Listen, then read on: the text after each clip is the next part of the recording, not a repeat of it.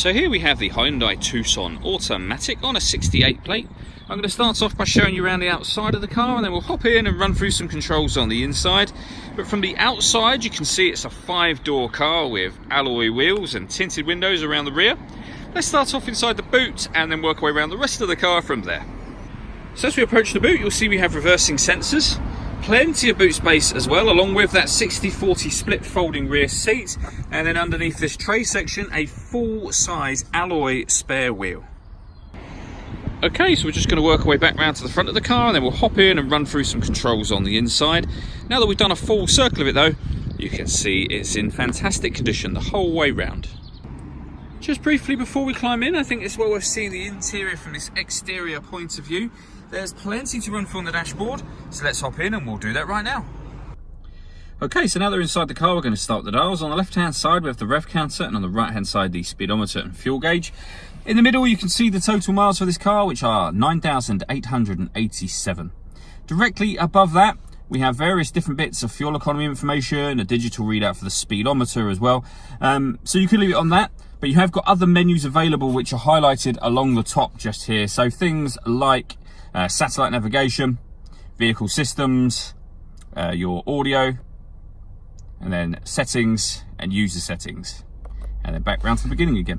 The buttons I was using to do that are on the right hand side of the steering wheel, along with cruise control and speed limiter.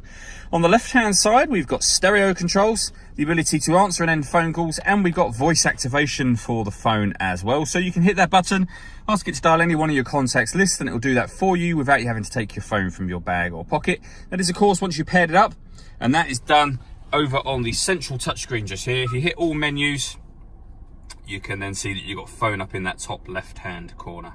When it comes to music in this car, firstly we have the radio. And when it comes to the radio, you can see at the top we've got DAB, FM and AM radio available to us. You can listen to your own music. You can do that via the media button just here. So press media. At the moment nothing is connected, which you can see coming up along the top just there. You can connect up an auxiliary device, a USB device. You can stream music wirelessly via Bluetooth audio as well. And if you connect up your smartphone, be it Android or Apple, via its USB cable, you either get Android Auto or Apple CarPlay, as you can see. And there's a video showing how Apple CarPlay works on both our website and on our Facebook page. On top of that, this car has got satellite navigation. There's a video showing that as well on our website.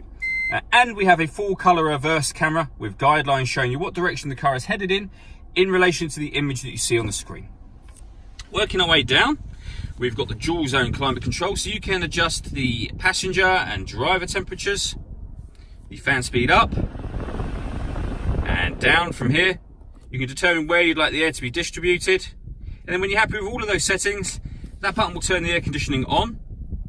Or you can hit auto, and the car will now maintain the temperatures you've asked for by taking control of the fan speed for you.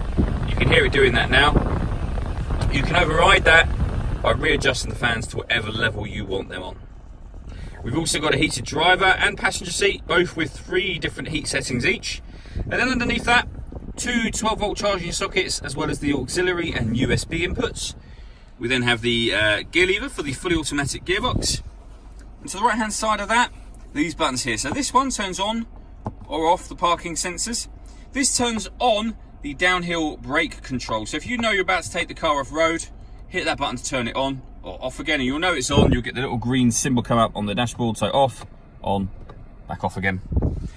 And finally, this button here changes the driving mode of the car from sport to normal, and that will affect the gearbox and the steering.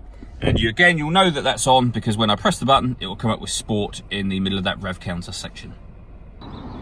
All that leaves me to say is thank you for taking the time to watch this video. If you'd like to come and see the car in person and have a test drive, please feel free to call any of our MJA sites. We'd love to hear from you soon.